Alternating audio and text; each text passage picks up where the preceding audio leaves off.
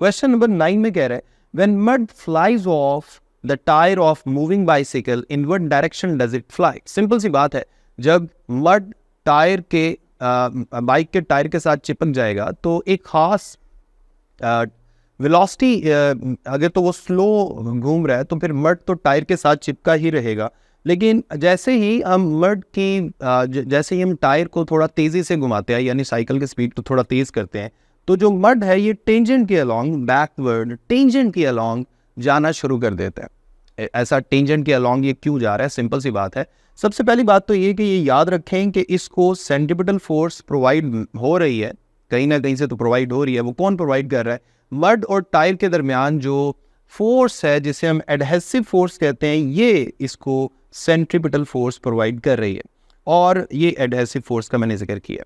और अगर हम इसकी स्पीड को थोड़ा तेज़ कर देंगे तो फिर इसको सर्कल में घूमने के लिए, यानी मड को टायर के साथ साथ सर्कल में घूमने के लिए ज़्यादा सेंट्रीपिटल फोर्स चाहिए, लेकिन एडहेसिव फोर्स इतनी स्ट्रॉन्ग नहीं है फॉर एग्जांपल कि वो इतनी ज़्यादा टेंजेंशियल, इतनी ज़्यादा फोर्स प्रोवाइड कर सके, सेंट्रीपिटल फोर्स। तो इसलिए ये जो मड है ये टायर से अलग हो जाएगा। और जब भी याद रखें कोई भी बॉडी सर्कुलर मोशन को ख़त्म करता है, यानी सर्कल से अलग होता है, तो वो अलॉन्ग टेंजेंट जाता है। यहाँ पे सर्कल का टेंजेंट ये है जो रेडियस के साथ 90 के एंगल पे होता है। देखें, ये रेडियस है और ये टेंजेंट है, ठीक है। ये मड टेंजेंट के अलॉन्ग जाएगा। तो ये था हमारा क्वेश्चन नंबर 9। अब हम मूव करते हैं क्वेश्चन नंबर 10 की तरफ। जी, क्वेश्चन नंबर 10 में वो कह रहा है a disc and a hoop start moving down from the top of an inclined plane. एक डिस्क है और एक हूप है जो इकट्ठा ड्रैग कर रहे हैं, या ड्रैग करने से बेहतर हमें ये कहना चाहिए रोल कर रहे हैं। ये रोल कर रहे हैं from the top of an incline plane. यहाँ से एक इंक्लाइन प्लेन के टॉप से इन्होंने रोल करना शुरू किया है। एट द सेम टाइम इकट्ठे, which one will be moving faster on reaching the bottom. वो कह रहे हैं कि यहाँ बॉटम पे आके कौन ज़्यादा तेज़ी से ट्रैवल कर रहा होगा। तो सबसे पहले तो हमने इसमें ये देखना है कि हमारे पास एक डेरिवेशन है, एक थोड़ी सी दो फॉर्मूले हैं। सबसे पहले तो मैंने आंसर लिख दिया, disc would be moving faster than the hoop on reaching the bottom. और इसकी रीज़न ये है कि हमने एक पूरी डेरिवेशन की थी रोटेशनल काइनेटिक एनर्जी वाले टॉपिक में। बॉटम पे आगे डिस्क की जो वेलोसिटी है वो 4gh/3 स्क्वायर रूट, लेकिन हूप की है gh स्क्वायर रूट। अब इसमें हाइट तो दोनों के लिए सेम है, ये है हाइट तो दोनों के लिए सेम है। हाइट को हम यहाँ पर लिख भी लेते हैं। देखें, ये है आपके पास हाइट, दोनों के लिए हाइट तो सेम है। और फॉर्मूला में आपको नजर आ रहा है कि अगर हाइट सेम है तो फिर gh वाली टर्म तो दोनों के लिए सेम हो गई। लेकिन यहाँ पर देखें, डिस्क के लिए 4/3 स्क्वायर रूट, ये एक एडिशनल टर्म आ रही है। और इनको जब हम कंपेयर करते हैं इस तरह, 4/3 स्क्वायर रूट को अलग कर दिया, gh स्क्वायर रूट को अलग कर दिया, gh स्क्वायर रूट की जगह मैं v हूप लिख सकता हूँ, स्पीड ऑफ हूप। तो हमारे पास speed of disc is equal to 1.15 times the speed of hoop आ जाता है, जिसका मतलब ये है कि डिस्क की स्पीड ज़्यादा है as compare to the hoop. So disc is v disc is greater than v hoop, hence disc would be moving faster on reaching the ground. और हम इसको इस तरह से देख सकते हैं जी। डिस्क जो है वो तेज़ी से आई और हूप कंपैरेटिवली स्लो आई। इसके बाद क्वेश्चन नंबर 11 में कह रहा है why does a diver change his body positions before and after diving in the pool. इसका सिंपल सा आंसर है, डाइवर जो है ये बॉडी पोजीशंस को इसलिए चेंज करता है क्योंकि वो पानी में जाने से पहले ज़्यादा से ज़्यादा कलाबाजियाँ यानी समरसॉल्ट्स कंप्लीट करना चाहता है।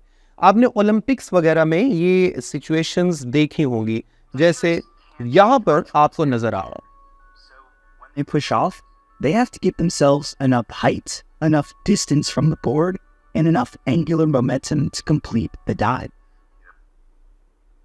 अब गौर कीजिए, शुरू में जो डाइवर है वो अपने बॉडी और आर्म्स को स्ट्रेच करके रखता है ताकि उसका जब वो घूमना शुरू करे तो उसका सर्कल बड़ा बने। जब उसका सर्कल बड़ा बनेगा तो उसका मोमेंट ऑफ इनर्शिया भी ज़्यादा होगा। साथ साथ हम इस चीज़ को एक्सप्लेन करते हैं, साथ साथ आपको यहाँ लिखा हुआ भी नज़र आ रहा है। As from the law of conservation of angular momentum, I omega is constant. हम जानते हैं आई और ओमेगा का प्रोडक्ट कांस्टेंट रहता है। और अगर आई और ओमेगा का प्रोडक्ट कांस्टेंट है, इसका मतलब है दोनों में कैसा रिलेशन है, इन्वर्स रिलेशन है। और अगर दोनों में इन्वर्स रिलेशन है तो इसका मतलब ये हुआ कि अगर एक क्वांटिटी बढ़ेगी तो दूसरी कम होगी, और अगर एक कम होगी तो दूसरी बढ़ेगी। फॉर एग्जांपल मैं आई को कम करूं तो ओमेगा बढ़ेगा, और आई को ज़्यादा करूं तो ओमेगा कम होगा। तो शुरू में डाइव करने से पहले वो अपने आर्म्स और लेग्स को एक्सटेंड कर देता है ताकि वो बड़े सर्कल में घूमे, जिसकी वजह से उसका जो मोमेंट ऑफ इनर्शिया है वो ज़्यादा होता है, और फिर वो किसी ना किसी एंगुलर वेलोसिटी से जब घूमना शुरू कर देता है, जैसे ही वो डाइव कर लेता है तो डाइव करने के बाद वो अपने आप को क्लोज टक पोजीशन में ले जाता है, यानी अपनी आर्म्स और लेग्स को क्लोज कर लेता है ताकि उसका सर्कल छोटा हो जाए, रेडियस छोटा हो जाए, जिसकी वजह से मोमेंट ऑफ इनर्शिया कम हो जाएगा। हम जानते हैं मोमेंट ऑफ इनर्शिया मास के ऊपर डिपेंड करने के साथ साथ आर स्क्वायर पे भी डिपेंड कर रहा होता है, रेडियस पे, यानी उस मास का सेंटर से यानी एक्सिस ऑफ रोटेशन से फासला कितना है।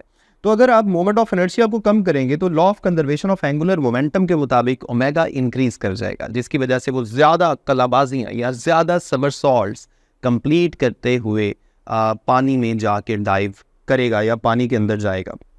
ठीक है, तो ये था law of conservation of angular momentum के मुताबिक हमने इस चीज़ को एक्सप्लेन किया।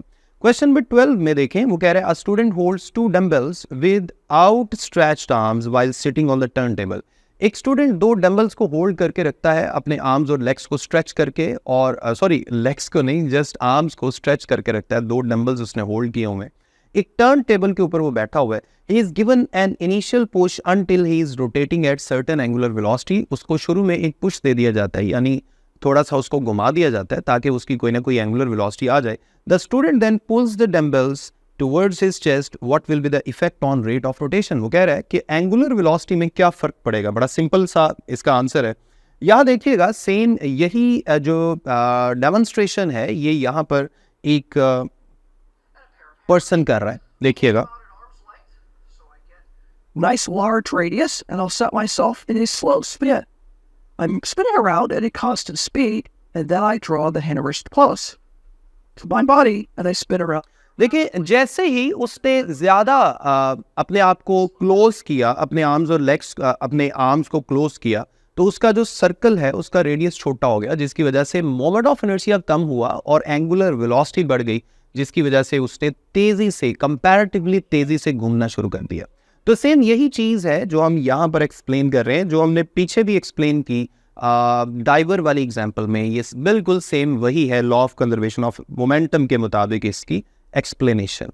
तो यहाँ हम ये सारी चीज़ें लिख भी लेते हैं। This is using law of conservation of angular momentum that I and omega give constant product all the time.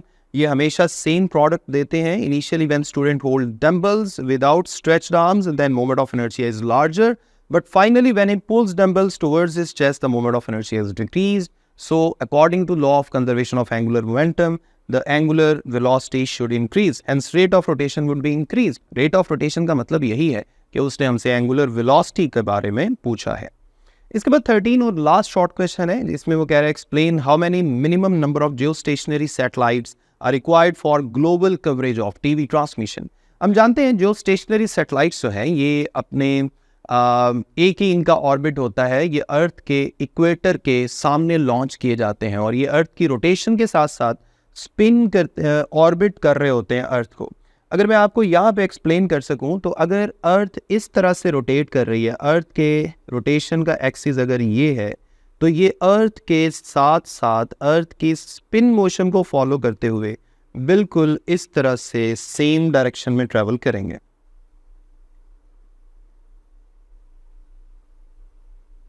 इस तरह से, इस तरह ही घूमते जाएंगे। और अगर हम अर्थ के पूरे लॉन्गिट्यूड के एंगल को देखें तो वो पूरा जारी बात है 360 डिग्री है। कम से कम 3 जियो स्टेशनरी सेटेलाइट चाहिए, क्योंकि एक जियो स्टेशनरी सेटेलाइट अर्थ के 120 डिग्री ऑफ लॉन्गिट्यूड को कवर कर रहा होता है। अगर हम अंदर से देखें तो मैं आपको इस तरह से एक्सप्लेन करता हूँ। ओके, आप इसको इस तरह भी देख सकते हैं, 2 जियो स्टेशनरी सेटेलाइट्स के दरमियान 120 डिग्री आ रहा है, दूसरी तरफ भी 120 डिग्री आएगा, यहाँ भी 120 डिग्री है और यहाँ भी 120 डिग्री है। इसको मैं एक और अंदाज में भी एक्सप्लेन करता हूँ। पहले इसको मैं अरेज कर देता हूँ, फिर मैं एक और अंदाज में इसको एक्सप्लेन करता हूँ। और से देखिएगा यहाँ पर, ओके जी, अब ज़रा गौर से देखिएगा, एक सेटेलाइट के सामने अर्थ का 1/3 रहता है। एक सेटेलाइट के सामने फॉर एग्जांपल मैं इस सैटेलाइट की बात कर रहा हूँ। इस सैटेलाइट की नज़र के सामने अर्थ का तकरीबन 1/3 रहता है। अब अर्थ का ये 1/3 एक सैटेलाइट के सामने आ गया, यानी 120 degree of longitude. This is 120 degrees of longitude. इसी तरह दूसरे भी दो सैटेलाइट्स 120 डिग्री अगर कवर कर लें तो total minimum 3 number of geostationary satellites चाहिए पूरी अर्थ को कवर करने के लिए।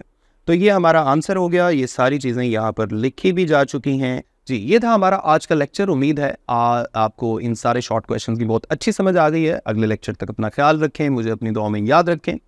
अल्लाह हाफिज़।